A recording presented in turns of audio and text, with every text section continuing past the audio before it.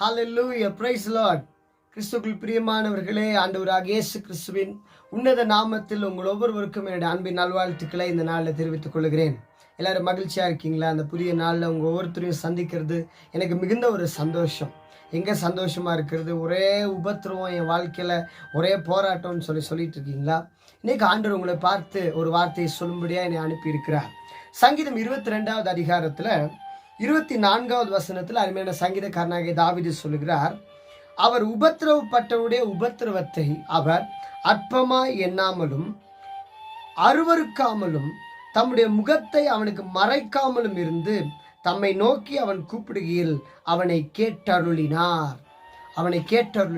நம்முடைய ஆண்டவர் எப்படிப்பட்டவராக இருக்கிறார்? நம்ம படுகிற உபத்திரவங்கள் எல்லாவற்றையும் அறிந்திருக்கிறவராக இருக்கிறார். அன்றைக்கு இஸ்ரவேல் ஜனங்கள் 430 வருஷம் அவர்கள் பட்ட உபத்திரவங்களை கண்டவர்.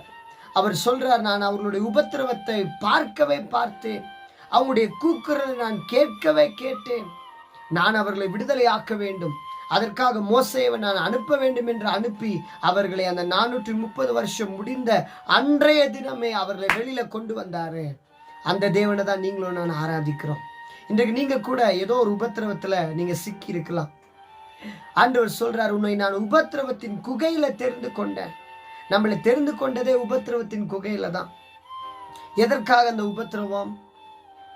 இந்த உபத்திரவம் எல்லாமே ஒரு மேன்மைக்காகவே, ஒரு ஆசீர்வாதத்திற்காகவே. இக்காலத்து பாடுகள் இனி ஒரு மகிமைக்கு ஒப்பிடத்தக்கவைகள் அல்ல என்று அருமையான பக்தன் சொல்கிறார்.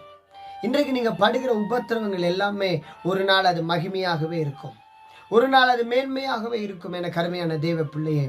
ஆனா நம்முடைய ஆண்டவர் அந்த உபத்திரவத்தை அற்பமா எண்ணாதவர். இன்றைக்கு உங்களை அநேகர் அற்பமா என்றாங்கல்ல, உங்க குடும்பத்துல அநேகர் நீ எல்லாம் என்ன பண்ணிருவ அப்படின்னு சொல்றாங்க, அற்பமா நினைக்கிறாங்க. ஆண்டவர் சொன்னார், ஒருத்தரையும் அற்பமா எண்ணிராதீங்க. நம்ம ஒருத்தரையும் அற்பமா எண்ணிரவே கூடாது. யாருக்குள்ள ஆண்டவர் என்ன கிருபையை வச்சிருப்பாருன்னு நமக்கு தெரியாது. நம்முடைய ஆண்டவரே நம்மை அற்பமா எண்ணாதவர், அருவருக்காதவர்.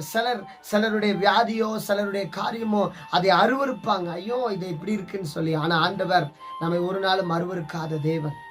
உங்களுடைய வியாதி கூட அருவருக்கிற சூழ்நிலை போல இருக்கலாம், அவர் ஒரு நாளும் அருவருக்கவே மாட்டார். அவர் ஒரு நல்ல தகப்பன், அவர் ஒரு நல்ல தாய். உங்களுடைய தாய் உங்களுடைய காரியத்தை அற்பமா அருவருப்பா பார்ப்பாங்களா? அவங்க எந்த காரியத்தை அருவருப்பா பார்க்க மாட்டாங்களா? அதே போலதான் நம்முடைய ஆண்டவரும் நமக்கு ஒரு நல்ல தாயை போல இருக்கிறார். அதனால தான் தாயை போல தேற்றுவேன்னு சொல்றார். எனக்கு அருமையான தேவ பிள்ளையே, நம்மை அப்படி அருவருக்காமல் இருந்து நம்ம அவரை நோக்கி கூப்பிடும் போது அவருடைய முகத்தை மறைக்காமல் நமக்கு உதவி செய்கிற ஒரு தேவன் இன்னைக்கு உங்களுக்கு கூட ஒரு உதவி செய்ய போகிறார். For he has not despised or scorned the suffering of the afflicted one. He has not hidden his face from him, but has listened to his cry for help. தமிழ்ல தம்மை நோக்கி கூப்பிடுகைன்னு போட்டிருக்கு. இங்கிலீஷ்ல யாரெல்லாம் அவரை நோக்கி அழுகிறாங்களோ, யாரெல்லாம் அவரை நோக்கி கதறுகிறார்களோ அவருடைய அழுகுரலை கேட்கிறவர். அன்று ஆகாரின் அழுகுரலை கேட்டவர் உங்களுடைய அழுகுரலை கேட்கும்படியாய் வந்திருக்கிறார். உங்களுடைய கண்ணீருக்கு பதில் தரும்படியாய் வந்திருக்கிறார். அன்றைக்கு எசேக்கியா கதறி அழுத போது, நீ அழாதே, நான் உன் விண்ணப்பத்தை கேட்டேன், உன் கண்ணீரை கண்டேன், நான் உன்னை குணமாக்குவேன் என்று சொன்னாரே. இன்றைக்கும் அந்த ஆண்டவர் தான் சொல்றாரு, மகனே மகளே, உன்னுடைய அழுகையின் கண்ணீரை நான் கேட்டேன், அழுகையின் சத்தத்தை நான் கேட்டேன், இனி நீ அழுது கொண்டிராய். உன்னை ஆண்டு அழுக விட மாட்டார். For he has not ignored. நிறைய தடவை நம்ம இக்னோர் பண்ணப்படுறோம். இக்னோரன்ஸ் நம்முடைய வாழ்க்கையில் நிறைய இருக்குல்ல, நிறைய பேர்னால நம்ம இக்னோர் பண்ணப்படுறோம். நீங்க ஒருவேளை மனிதர்களால் இக்னோர் பண்ணப்படலாம், ஆனா பரலோகம் உங்களை ஒரு நாளும் இக்னோர் பண்ணாது. எந்த நபர் உலகத்தால் இக்னோர் பண்ணப்படுறாங்களோ அவங்கள தான் பரலோகம் அக்செப்ட் பண்ணும்.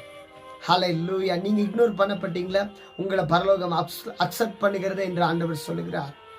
Or belittle the suffering of the needy, he has not turned his back on them, but has listened to their cry for help. யாரெல்லாம் உதவிக்காக அவரை நோக்கி கதறுகிறார்களோ நிச்சயமாகவே அவர் உங்களுக்கு உதவி செய்கிறவர். அன்றைக்கு இந்த பூமியில ஆண்டு ஊழியம் செய்யும் போது காணா ஒரு கல்யாணத்துல அற்பமா எண்ணப்பட்ட அந்த கச்சாடியை தான் ஆண்டவர் டாக் ஆஃப் த டவுனா மாற்றினார். வேற அந்த கல்யாண மாப்பிள்ளையினுடைய பெண்ணுடைய பேர் கூட அதுல போடப்படல, அந்த கச்சாடியினுடைய பேர் எழுதப்பட்டிருக்குது பாருங்க. அப்படிதான் இன்னைக்கு நம்ம அற்பமா எண்ணப்பட்டோம்னா நம்மளதான் ஆண்டு உயர்த்தி கனப்படுத்துவார்.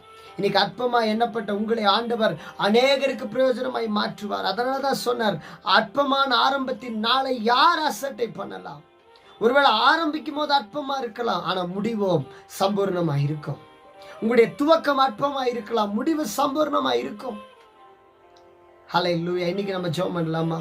அன்புள்ள இயேசு சுவாமி, நீர் உபத்திரவப்பட்டவருடைய உபத்திரவத்தை அற்பமா எண்ணாதவர், அருவருக்காதவர், உம்மை நோக்கி கூப்பிடும் போது அவனை கேட்டருளுகிறவர். இன்னைக்கும் யார் யார் இந்த நிகழ்ச்சியை பார்த்து கொண்டு என்னுடைய வாழ்க்கையில ஒரு அற்புதம் நடக்கணும்னு சொல்றாங்களோ, என்னுடைய உபத்திரவம் என்னைக்கு மாறும்னு சொல்றாங்களோ, அவங்களுடைய உபத்திரவங்களுக்கெல்லாம் ஒரு முடிவை உண்டு பண்ணுவீராக. நாங்கள் பாடுகிறோமே, அதி சீக்கிரத்துல நீங்கிவிடும் இந்த லேசான உபத்திரவம் என்று. இந்த உபத்திரவங்கள் கூட சீக்கிரத்துல, அதி சீக்கிரத்துல நீங்கட்டும் என்று பிளஸ் பண்றோம். நீங்க அப்படியே செய்ய போகிற அன்புக்காக நன்றி செலுத்தி ஜெபிக்கிறோம் நல்ல பிதாவே. ஆமேன், ஆமேன். அதி சீக்கிரத்தில் உங்களுடைய உபத்திரவங்கள் நீங்கும். நீங்கள் இனி உபத்திரவத்தை பார்க்க போவதில்லை. God bless you. Have a blessed day. Amen.